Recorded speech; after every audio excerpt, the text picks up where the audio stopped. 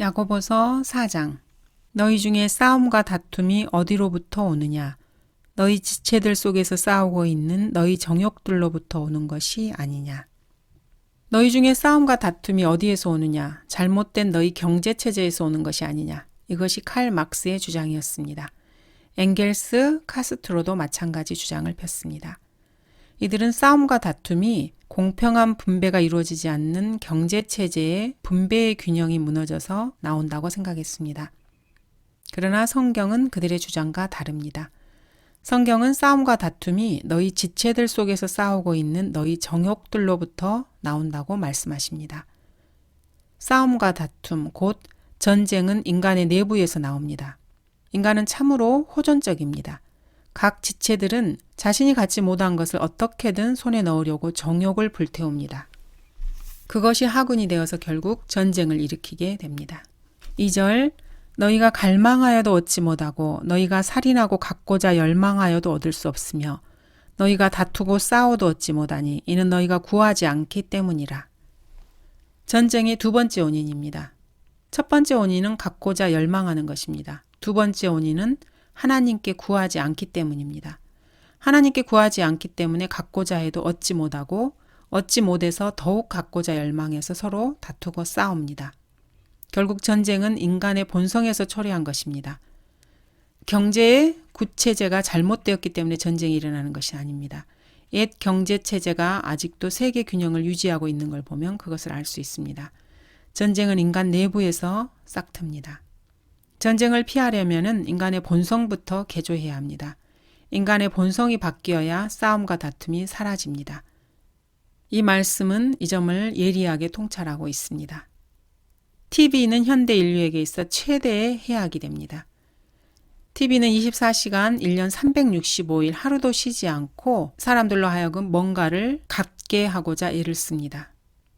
화면 속에서 계속해서 사람들이 갖고 싶어할 만한 것을 내보입니다. 그리고 사람들로 하여금 결국 그거를 손에 놓고 싶어하는 욕심을 부추깁니다. 멋지게 차려입은 여배우들을 등장시켜서 남녀간의 로맨스에 얽힌 갖가지 너절한 이야기를 보여줍니다. 시청자의 마음에 정욕을 부릴 듯 합니다. 최고급 신형 캐딜락 자동차를 시청자들에게 보여주어 나도 저렇게 한 대쯤 굴리고 싶다라는 탐욕을 계속해서 일으킵니다.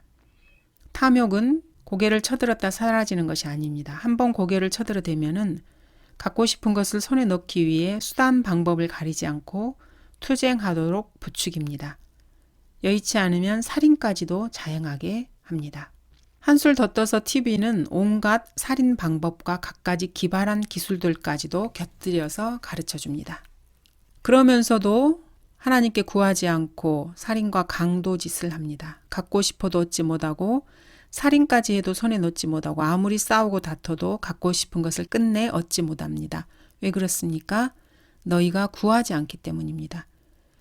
사람들은 뭔가 갖고 싶은 게 있으면 기회를 엿보거나 운에 맡기거나 그것을 손에 넣기 위해서 묘안을 짜내느라고 자신의 머리를 굴립니다. 결코 주님 나는 이것이 갖고 싶습니다. 그것을 제게 주세요 라고 기도하지 않습니다. 한번 하나님께 구해보는 것은 어떻습니까? 하나님께 구하는 것은 요행을 바라거나 운을 기다리는 것이 결코 아닙니다. 뭔가 꼭 갖고 싶은 게 있다면은 하나님께 매달려 때를 한번 써보는 것이 어떻습니까? 그것이 무엇이든지 말입니다. 요행을 바라는 것보다 그것이 훨씬 더 가능성이 높다는 것을 알아야 합니다. 하나님께서는 그 사람의 간구를 들으시고 그 사람에게 꼭 필요하다고 판단하시거나 그 사람이 그것을 가질 만한 충분한 자격이 있다고 판단하시면은 그 사람에게 왜 그것을 주시지 않겠습니까? 사무엘하 12장입니다. 나단이 다윗에게 말하기를 당신이 그 사람이니이다. 이스라엘의 주 하나님께서 이같이 말씀하시기를 내가 너를 이스라엘을 다스릴 왕으로 기름 붓고 사울의 손에서 구해내어 내가 내 주인의 집을 내게 주고 내 주인의 아내들을 내 품에 주고 이스라엘과 유다 집을 내게 주었느니라. 만일 그것이 너무 적었더라면 내가 이런저런 것들을 내게 더 주었으리라. 자기 자신을 스스로 가로막지 말고 하나님께 구하면 주시겠노라는 것이 하나님의 약속입니다. 아무것도 구하지 않는데 하나님께서 덮어놓고 주실 수 없지 않겠습니까? 뭔가 꼭 필요한데 그리고 가질 만한 자격이 충분한데 그것을 갖지 못하고 있다면 그것이 무엇이든지 자신이 그것을 소유하지 못하고 있는 이유는 단 한 가지. 그것을 하나님께 구하지 않기 때문입니다. 너희가 얻지 못하니 이는 너희가 구하지 않기 때문이라. 이 말씀을 한번 깊이 묵상해 보시기 바랍니다. 너희가 구하면 너희가 얻을 것이라는 그런 말씀이 아닙니까? 뭔가 갖지 못한다고 투덜대거나 낙심하기 전에 먼저 하나님께 나가서 그것을 달라고 기도부터 해보시기 바랍니다. 아무리 기도해봤자 그런 것까지 하나님께서 주실 리 있겠느냐고 스스로 판단하고 기도를 단념하는 어리석음을 범하지 않기 바랍니다. 기도를 단념하고 하나님께 구하기를 포기하면은 무엇인가 아주 고약한 짓을 스스로 궁리하기 마련입니다. 성경은 갈망하여도 얻지 못하고 살인하고 갖고자 열망하여도 얻을 수 없으며 라고 말씀하십니다. 괜히 쓸데없는 생각 말고 먼저 하나님께 구하십시오. 무엇이든지 말입니다. 주고 안 주시고는 하나님께서 결정하실 일이지 우리 자신이 스스로 결정할 문제가 아닙니다. 교회 부지로 100에이커쯤 되는 커다란 넓은 토지가 필요합니까? 2,000명이 넘는 주일학교를 꼭 운영해 보고 싶습니까? 400명의 학생을 거느린 성경 신학원을 운영하고 싶습니까? 나이가 70세가 넘도록 왕성한 식욕을 유지하며 살고 싶습니까? 가족들이 모두 구원받기 원하십니까? 자, 그렇다면 무엇이든지 좋으니까 자신이 원하는 게 있으면 먼저 하나님께 구해 보십시오. 이런 것을 놓고 하나님께 기도하기를 주저할 이유가 있습니까? 가족의 구원 문제를 놓고 고심하는 그리스도인들이 많습니다. 믿고 하나님께 간구하며 기회 있을 때마다 말씀을 전파하도록 노력해 보십시오. 사도행전 16장입니다. 그들이 말하기를 주 예수 그리스도를 믿으라. 그리하면 너와 내 집안이 구원을 받으리라고 하니라. 그리고 그들이 주의 말씀을 그와 그의 집안에 있는 모든 사람에게 전하니라.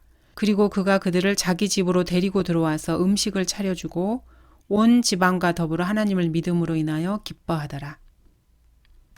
이 사람은 자기 혼자 구원받은 것으로 끝난 것이 아니고 복음 전파자가 전하는 말씀을 믿고 그 말씀을 다른 가족들에게도 전함으로써 온 집안이 하나님을 믿고 기뻐하였습니다. 가족 구원을 놓고 기도할 때 주님께서는 그에 대한 응답을 여러 해 동안 지연시키는 경우가 종종 있습니다. 클로저 해리엇이라는 사람은 구원받은 뒤에 죽을 때까지 두 아들의 구원을 위해서 하루도 빼지 않고 간절히 주님께 기도했습니다. 그러나 죽을 때까지 두 아들의 구원은 이루어지지 않았습니다. 그의 아들들은 아버지가 10년 동안 모범적인 그리스도인으로 살면서 자신들을 위해서 얼마나 간절히 기도했는지 잘 알고 있었습니다. 아버지가 헛간 모퉁이에 무릎 꿇고 앉아 하루에도 두세 번씩 빼놓지 않고 기도하는 광경을 늘 보아왔습니다. 그런데 이제 그 아버지가 세상을 떠나고 말았습니다. 자신들을 위해서 기도해 줄 사람도 없었고 구원받고 싶어도 이미 늦은 때가 되었다고 생각되었습니다. 장례를 치르고 무거운 발걸음으로 농장으로 돌아온 두 아들은 유산 문제를 상의하기 위하여 담당 변호사와 이곳저곳을 돌아보게 되었습니다. 그들의 눈에 헛간 추념인 맨 땅에 움푹 패여 있는 곳에 두 개의 작은 구덩이가 내려다 보였습니다. 한쪽은 그의 아버지가 무릎을 꿇고 기도하던 무릎 꿇은 자국이었습니다. 10년 동안 비가 오나 눈이 오나 한결같이 무릎 꿇고 앉아 하루에 2번씩 기도하던 자리가 아버지의 그 무릎 자국으로 인해서 오랜 연륜과 함께 두 개의 깊은 구덩이로 변해 있었던 것입니다. 그것을 물끄러미 내려다보고 있던 큰아들이 갑자기 그 자리에 덜썩 앉더니 두 개의 구덩이에 자신의 두 무릎을 정확히 갖다 대고 조용히 고개를 떨구고 기도하기 시작했습니다. 주님, 제가 죄인입니다. 아버지가 나의 구원을 위해 그토록 열심히 기도하셨건만 나는 구원을 거부했습니다. 주님, 나는 지금 이 순간 구원받기 원합니다. 아버지가 가르쳐준 대로 주님께서 나의 죄를 위해 돌아가신 것을 내가 이제 믿으니 나를 구원해 주십시오. 이렇게 큰아들이 구원받게 되었습니다. 작은 아들도 똑같이 아버지의 무릎 자국으로 난 두 구덩이에 자신의 두 무릎을 갖다 대고 꿇어 앉더니 형과 똑같이 기도하고 구원받았습니다. 이것이 클로저 해리엇의 간절한 기도를 주님께서 응답해 주신 방식이었습니다. 그가 세상을 떠난 후 기적적인 방법으로 그의 기도에 응답해 주셨습니다. 여러분이 하나님께 무엇인가를 구할 때 성경 구절들을 앞세워 그것을 붙잡고 늘어지면서 내 기도를 들어달라고 때를 쓰는 수가 많습니다. 이것은 아주 잘하는 것입니다. 서로 그 구절이 자신이 마음속으로 생각하고 있는 것과는 교리적으로 다를지라도 하나님께서는 그 마음을 아시고 기도에 응답해 주십니다. 어차피 믿음으로 구하고 있는 것이니 하나님께서 그 사람의 믿음을 보시기 때문입니다. 어떤 구절의 말씀을 바탕으로 삼았건 그것은 자신의 믿음으로 받아들이고 있는 것이며 그렇다는 것을 하나님께서도 알고 계십니다. 그러한 믿음을 앞세워서 자신에게 다가오는 그리스도인을, 그 사람을 하나님께서는 보시는 것입니다. 페트보는 해외 선교를 위해 외지로 떠났습니다. 온주민들의 잘못된 신앙을 깨트리고 우상 숭배를 물리치는 선교사가 되게 해달라고 기도했습니다. 시편 2장을 붙잡고 늘어졌습니다. 시편 2장은 예수 그리스도에 대해 언급하고 있는 장입니다. 선교 사역에 대해 언급하고 있는 말씀은 아닙니다. 교리적으로는 명백하게 헛다리를 짚고 있는 것입니다. 그러나 하나님께서는 그의 믿음을 보셨지 성경 구절에 대한 그의 교리적인 해석 능력을 보지 않으셨습니다.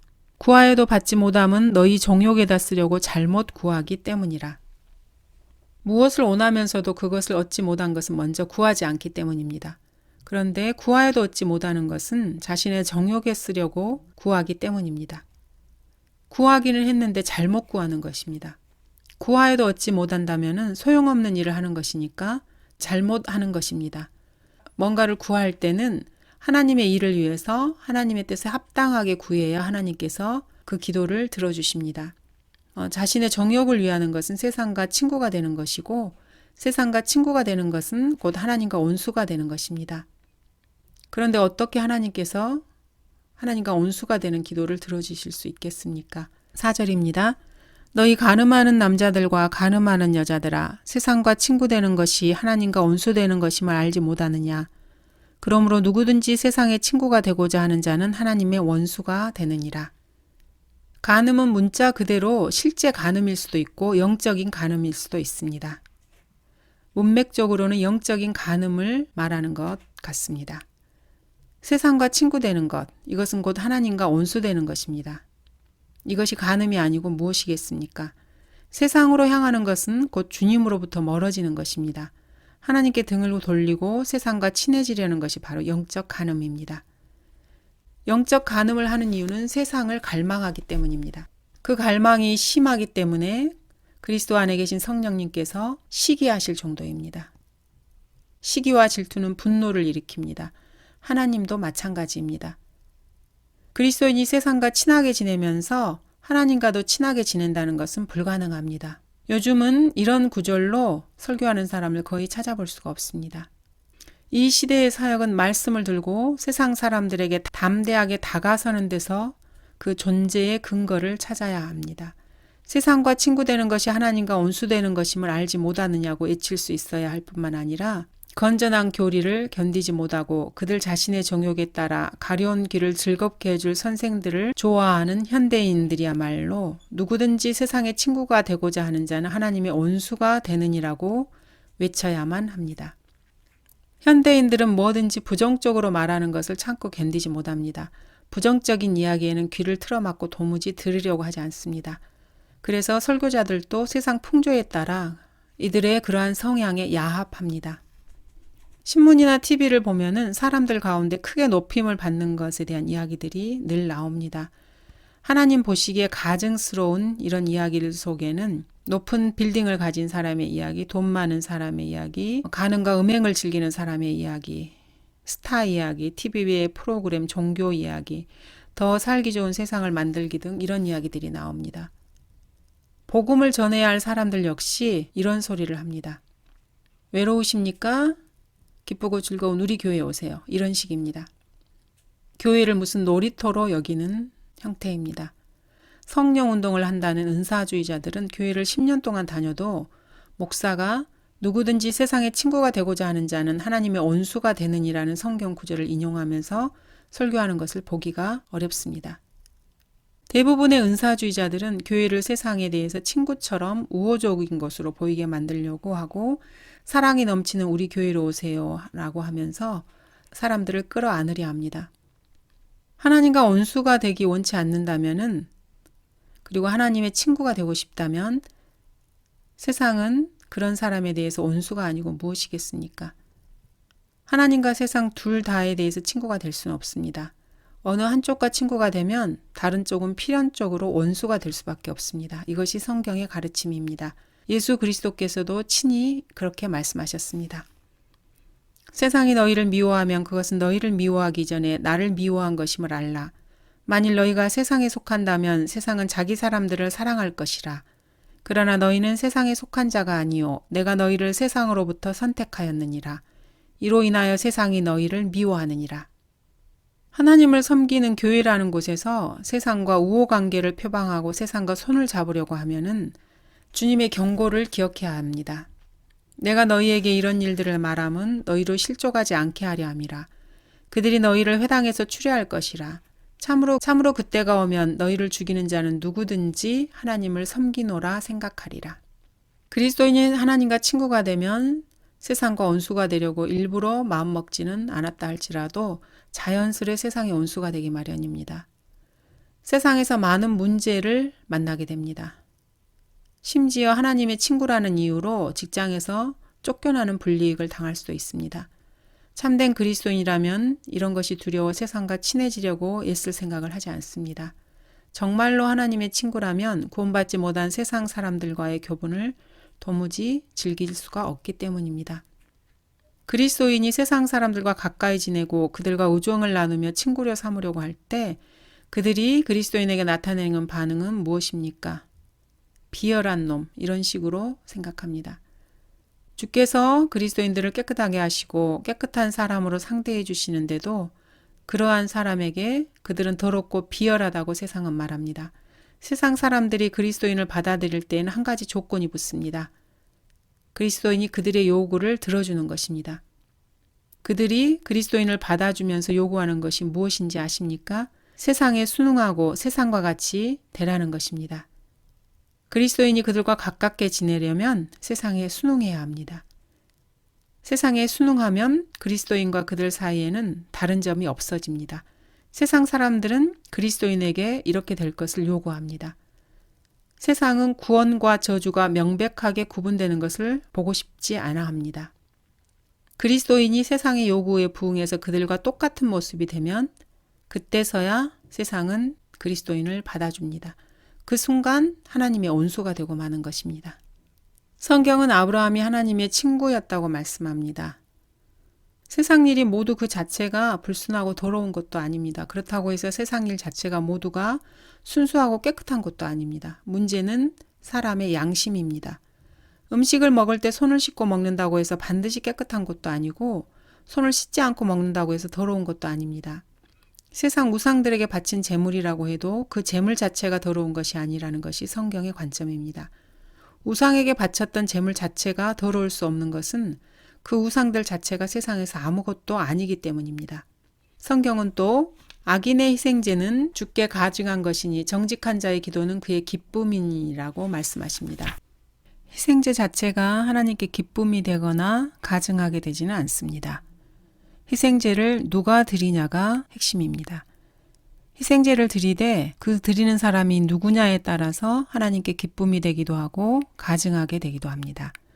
우상에게 바쳐진 제물이어도 우상이 아무것도 아니라는 것을 알고 있다면 얼마든지 그 제물을 거리낌 없이 먹어도 됩니다. 우상에게 바친 제물이기 때문에 먹는 것을 꺼리는 형제가 있다면 형제를 실족시킬 수 있는 위험이 있다고 판단될 때는 그것을 먹지 않는 것이 성경적 가르침입니다. 음식 때문에 하나님의 일을 망치지 말라. 사실은 모든 것이 깨끗하지만 남을 실족해하며 먹는 그 사람에게는 그것이 악이니라. 상황에 따라 적절하게 대응할 준비가 되어 있어야 합니다. 이것은 양심의 문제입니다. 바울은 이렇게 가르칩니다. 그러나 이 지식은 사람마다 있는 것이 아니기에 어떤 사람들은 우상에게 바쳐진 것으로 알고 지금까지 우상에 대한 양심을 가지고 먹으므로 그들의 약한 양심이 더러워졌느니라. 그러나 음식은 우리를 하나님 앞에 내세우지 못하나니 우리가 먹는다고 해서 더 나아질 것도 없고 먹지 아니한다고 해서 더 나빠질 것도 없느니라. 그런즉 너희의 이러한 자유가 어떻게 해서든지 약한 사람들에게 거치는 것이 되지 않도록 유의하라. 음식 때문에 옆에 있는 사람을 세워주지 못하면 먹지 말아야 하고 그렇지 않으면 먹어도 됩니다. 그리스도인들은 무슨 일을 하든지 그 일로 하나님의 일을 그르치지 않게 주의해야 합니다. 우상은 아무것도 아니기 때문에 우상에게 바쳐진 음식도 아무것도 아닙니다. 누가 뭐라고 하건 그래서 거리낌 없이 먹을 수 있습니다. 그러나 옆에 있는 형제를 세워주지 못한다면은 먹지 않는 것이 낫습니다. 하나님의 일을 그르치는 결과가 된다면은 바람직하지 않은 행동이기 때문입니다. 그리스도인이 하나님의 일을 한다고 지나치게 행동함으로써 결과적으로 하나님의 일을 그르치는 수가 있습니다. 이런 행동 역시 바람직하지 않습니다. 지나치게 행동하는데 그것이 오히려 적절한 상황이라면은 하나님의 일을 오히려 도모하는 상황이 될 수도 있습니다. 그럴 때는 주저하지 말고 밀고 나가면 됩니다.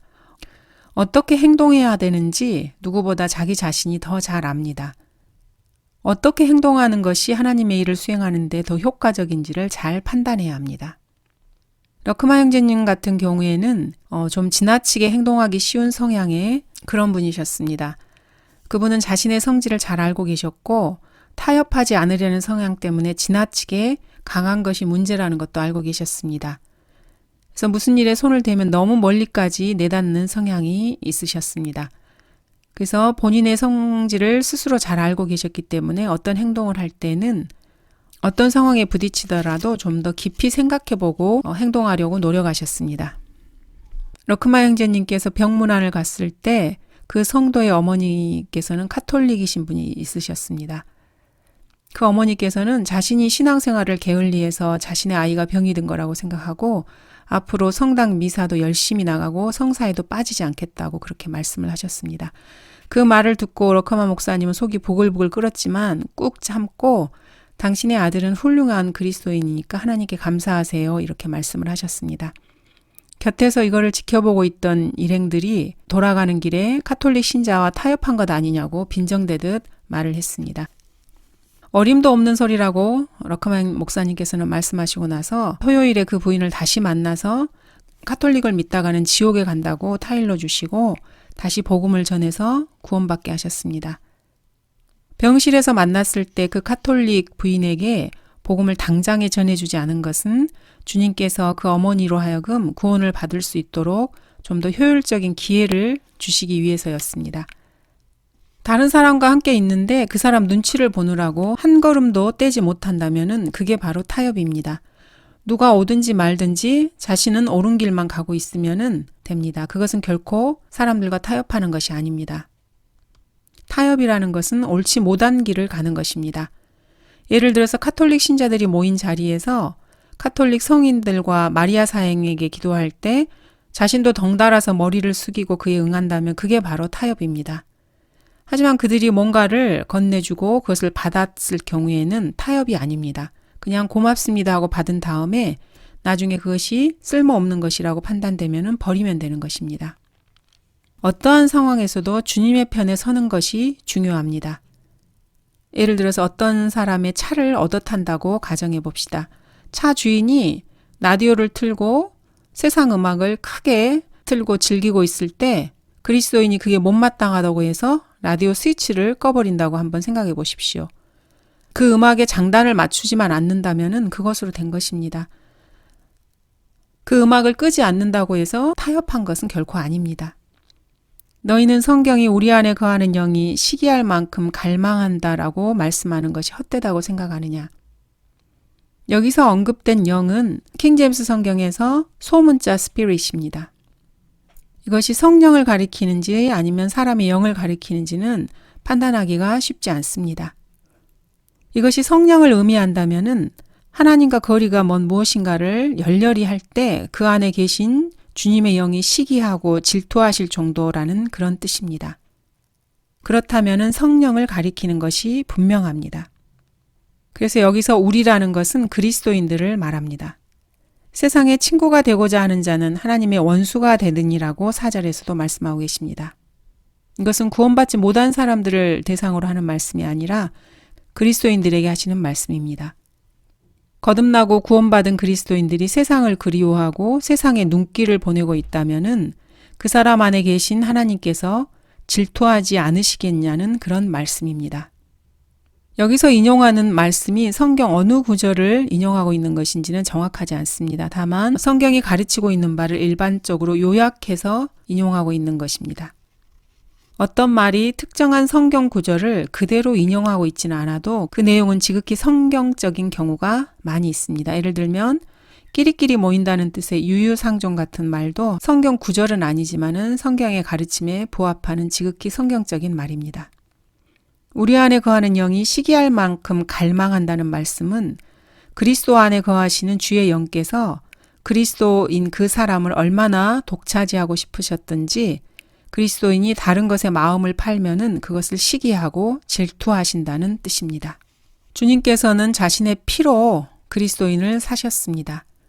또한 너희 몸은 너희가 하나님으로부터 받은 바 너희 안에 계신 성령의 전인 것을 알지 못하느냐. 너희는 너희 자신의 것이 아니니라. 너희는 값을 치르고 산 것이니 그러므로 하나님의 것인 너희 몸과 너희 영으로 하나님께 영광을 돌리라. 성령께서 그리스도인들을 독차지하고 싶어 하신다는 것은 지극히 당연합니다. 그리스도인들은 하나님의 개인 자산입니다. 그런데 누가 와서 자신의 개인 자산을 빼앗으려 하고 유혹한다면은 그리고 그리스도인들이 그 유혹에 솔깃하고 있다면은 그런데도 하나님께서 질투하지 않으신다면 그것이 오히려 더 이상합니다. 예를 들어서 결혼한 여자가 이렇게 말을 합니다. 6일은 당신과 함께 있고 7일째는 다른 남자와 있겠어요. 이런 말을 상상할 수 있겠습니까? 그럼 그 남편의 꼴이 어떻게 되겠습니까? 백보양보해서 아내라는 사람이 한 달에 29일은 당신과 함께 있고요. 단 하루만 다른 남자하고 지내겠어요. 딱 하루만요. 이렇게 말한다고 한번 생각해 보십시오. 절대로 동의할 수 없는 일입니다.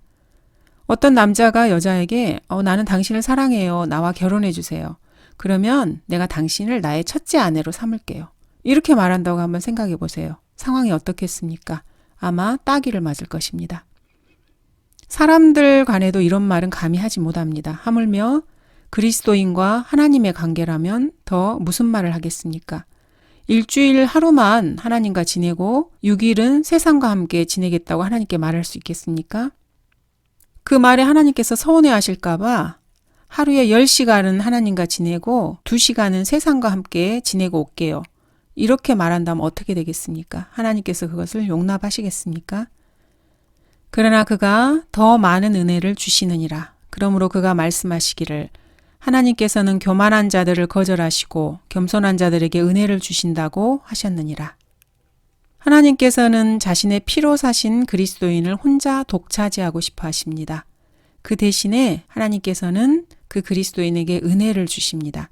은혜를 주시되 온갖 세상의 유혹을 극복할 수 있고 다 뿌리칠 수 있을 만큼 충분한 은혜를 듬뿍 주십니다. 하나님으로부터 받은 이 은혜가 풍성해서 그것으로 너무나 풍족해서 그리스도인은 세상과 친구가 될 필요가 없습니다. 주님께서 그리스도인에게 세상이 주는 것보다 더 큰, 더 많은 은혜를 주시기 때문입니다. 그리스도인들은 이것을 알아야 합니다. 하나님께서는 교만한 자들을 거절하시고 겸손한 자들에게 은혜를 주신다는 말씀은 잠언 3장 34절을 인용한 것입니다. 이것은 그리스도인들뿐만 아니라 세상 누구에게나 해당되는 진리입니다. 겸손한 사람은 다른 사람들에게 이것저것 양보하기 때문에 손해볼 것 같습니다. 하지만 사실 하나님께서 은혜로 보상해 주시기 때문에 훨씬 더 많은 것을 얻습니다. 그러므로 하나님께 복종하라. 마귀를 대적하라. 그리하면 그가 너희로부터 도망하리라. 마귀를 대적하라. 마귀는 그리스도인들이 대적하면 그리스도인들에게서 도망칩니다. 대적한다는 resist는 일종의 군사 용어입니다. 싸우기 위해서 일어난다는 뜻입니다. 방어적이기보다는 지극히 공격적인 의미를 포함하고 있습니다.